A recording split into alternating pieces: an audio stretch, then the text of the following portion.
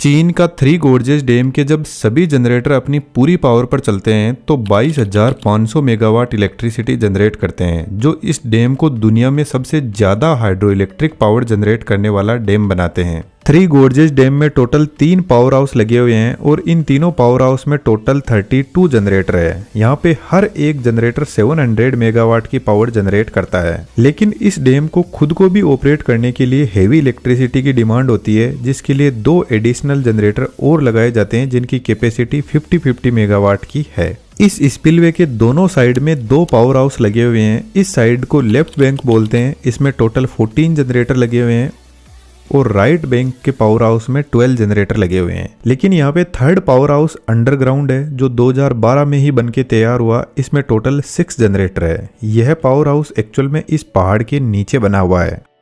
हम एक जनरेटर की वर्किंग को डिटेल से समझ लेते हैं। यह वीडियो का पार्ट 2 है। फर्स्ट पार्ट का लिंक डिस्क्रिप्शन में अवेलेबल है। आप इस वीडियो के बाद में भी उसे देख सकते हो, जहां हमने इस डैम के कंस्ट्रक्शन की बात की है। टरबाइन से लेकर डैम तक एक बड़ा हेवी पाइप लगा रहता है जिसको पेन स्टॉक बोलते हैं। इस पाइप का काम है डैम से मिल रहे पानी को टरबाइन ब्लेड पर प्रेशर के साथ में कंसंट्रेट करना। तो सबसे पहले पानी टरबाइन ब्लेड के पास में ही पहुंचता है। हाइड्रो इलेक्ट्रिक डैम में मल्टीपल टाइप के टरबाइन होते हैं, लेकिन Francis turbine hydro electric dam की सबसे फर्स्ट चॉइस होती है क्योंकि ये 90% एफिशिएंसी पर काम करते हैं, जो मीडियम और हाई हेड टरबाइन होते हैं। अब फ्रांसिस टरबाइन की डिजाइन कुछ इस टाइप की होती है कि पानी इनके ब्लेड से टकराता है और चारों तरफ रोटेट करते हुए नीचे से इनके एग्जिट हो जाता है। यह टरबाइन के ब्लेड नीचे से ओपन होते हैं, तो जब पानी अपनी एनर्जी टरबाइन ब्लेड में ट्रांसफर कर देते हैं तो ब्लेड के नीचे से पानी एग्जिट कर जाता है और इस पानी को बाहर वापस रिवर में छोड़ दिया जाता है।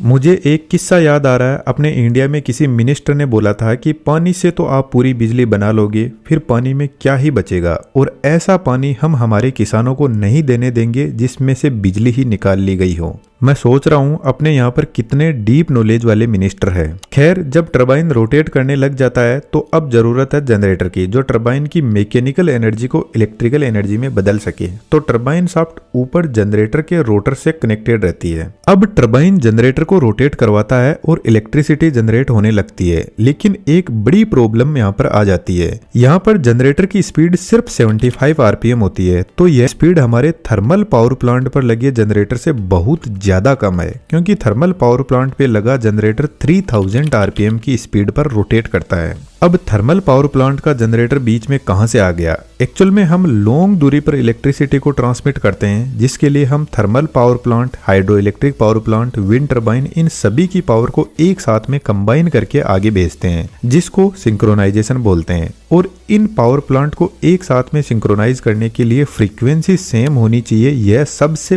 पहली कंडीशन है। हमारे इंडिया, चाइना और यूरोपियन कंट्रीज में 50 हर्ट्ज स्टैंडर्ड फ्रीक्वेंसी है और स्पीड का फ्रीक्वेंसी से सीधा रिलेशन है। यदि आप स्पीड कम करते हो तो आपको फ्रीक्वेंसी भी कम ही मिलेगी। अब यहाँ पर तो स्पीड का बहुत बड़ा गैप है, तो इसको सिंक्रोनाइज कैसे किया जाए? तो इंजीनियर्स ने फिर एक अलग टाइप का जनरेटर डिजाइन किया, जिसको सेलिएंट पोल सिंक्रोनस जनरेटर बोलते हैं। यह जनरेटर स्लो स्पीड में ऑपरेट करने के लिए बनाए जाते हैं, लेकिन इन जनरेटर के रोटर पे नंबर ऑफ पोल्स बहुत ज्यादा होते हैं, जो आप यहाँ पर क्लियरली देख सकते हो। थोड़ा इसको सिंपल करते हैं। जनरेटर के केस में स्पीड का एक फॉर्मूला होता है, speed is equal to 120 into frequency upon number of poles in generator. अब सबसे पहले हम अपने हाइड्रो इलेक्ट्रिक पावर प्लांट की ही बात कर लेते हैं। हमें जनरेटर की स्पीड मिल रही है 75 आरपीएम और फ्रीक्वेंसी हमको 50 हर्ट्ज चाहिए, जो कि फिक्स है। अब आप मुझे बताओ कि इस जनरेटर में कितने नंबर ऑफ पोल लगाए जाए ताकि मुझे 50 हर्ट्ज की फ्रीक्वेंसी मिल जाए। सिंपल से इस इक्वेशन को सोल्व करने पर 80 पोल्स की वैल्यू हमें मिल जाती है। तो कहने का मतलब यह है कि यदि आपको स्पीड नहीं मिल रही है तो आप जनरेटर में पोल्स की वैल्यू बढ़ाते जाओ।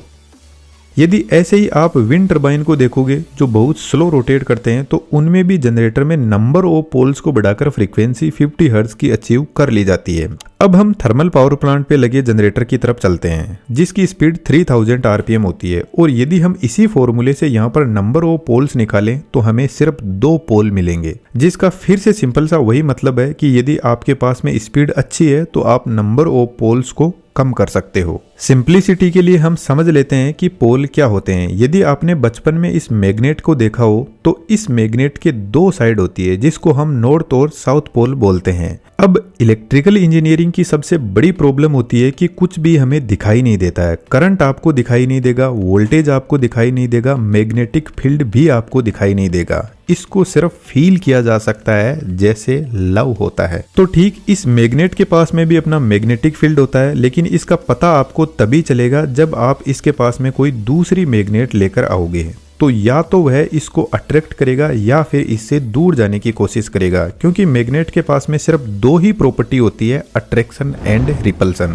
यदि मैं आपको सिंपल लैंग्वेज में समझाऊं तो या तो कपल्स में लव होगा या फिर नहीं होगा। यह एक दूसरे को मनाने वाली जो सिचुएशन होती है कपल्स के बीच में, ऐसा मैग्नेट में कुछ भी नहीं होता है। तो यदि आप इस मैग्नेट को रोटर पर चिपका देते हो और रोटर के चारों तरफ स्टेटर वाइंडिंग को सेट करते हो तो यह magnetic field line stator winding को कट करेगी, जिससे स्टेटर वाइंडिंग में ईएमएफ इंड्यूस होगा, जिसको हम वोल्टेज बोल देते हैं। और यही फैराडे का प्रिंसिपल है कि जब आप किसी कंडक्टर को मैग्नेटिक फील्ड में रखते हो तो उसको कुछ फोर्स फील होगा और उस फोर्स को हम वोल्टेज ही बोलते हैं। तो यहाँ पर जो हमारा स्टेटर है वह एक कंडक्टर ही तो है और उसके अंदर एक मैग्नेट घूम रही है जिसके पास मैग्नेटिक फील्ड है। लेकिन इतने बड़े जनरेटर में हम इस मैग्नेट को नहीं लगा सकते क्योंकि इसकी एक लाइफ होती है। तो फिर हम इलेक्ट्रोमैग्नेट की तरफ जाते हैं जो एक वायर ही होता है जिसको ऐसे घुमा घुमा कर कोइल बना देते हैं। और जब इस कोइल में हम डीसी सप्लाई देते हैं तो यह सेम टू सेम एक मैग्नेट की तरह काम करती है।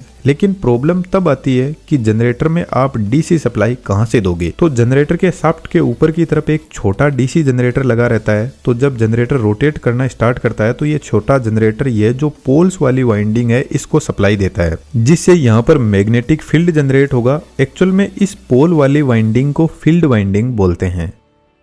अब यह जो हाइड्रो इलेक्ट्रिक पावर प्लांट का जनरेटर है इस पर इतने सारे पोल और फील्ड वाइंडिंग होती है कि इसकी साइज काफी ज्यादा बड़ी हो जाती है और यह साइज में भी बहुत ज्यादा भारी हो जाते हैं। 3 गोर्जेस डैम पे लगा हाइड्रो इलेक्ट्रिक जनरेटर का वजन 3000 टन से भी ज्यादा है। तो आप इस जनरेटर को हाई स्पीड में रोटेट करवा ही नहीं सकते, अदरवाइज यह मैकेनिकली अनबैलेंस हो जाएगा। अब आप इन दोनों जनरेटर को एक साथ में देखो। थर्मल पावर प्लांट पे लगा जनरेटर का रोटर एक सिलेंड्रिकल शेप में बना हुआ है, इसलिए इसका नाम ही सिलेंड्रिकल पोल सिंक्रोनस जनरेटर है, जिसकी एक्सियल लेंथ ज्यादा है। बेसिकली यह जो रोटर है इसको हाई स्पीड में रोटेट करने के हिसाब से ही बनाया जाता है। और यदि आप हाइड्रो इलेक्ट्रिक पावर प्लांट के जनरेटर के रोटर को देखोगे तो इसकी रेडियल लेंथ बहुत ज्यादा है और यहाँ पर एक पोल से दूसरे पोल के बीच में एयर गैप बहुत है, तो इसकी वजह से भी यह स्लो स्पीड में रोटेट करते हैं। लेकिन यह कितना भी स्लो रोटेट करे पर यह थर्मल पावर प्लांट के बराबर पावर जनरेट करने में सक्षम है। बेसिकली इस जनरेटर को सेलिएंट पोल सिंक्रोनस जनरेटर बोलते हैं।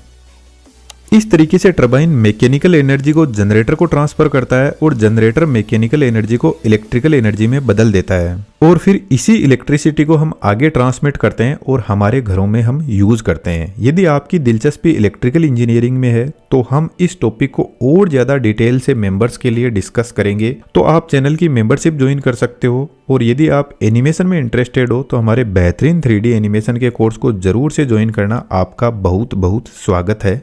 Thank you.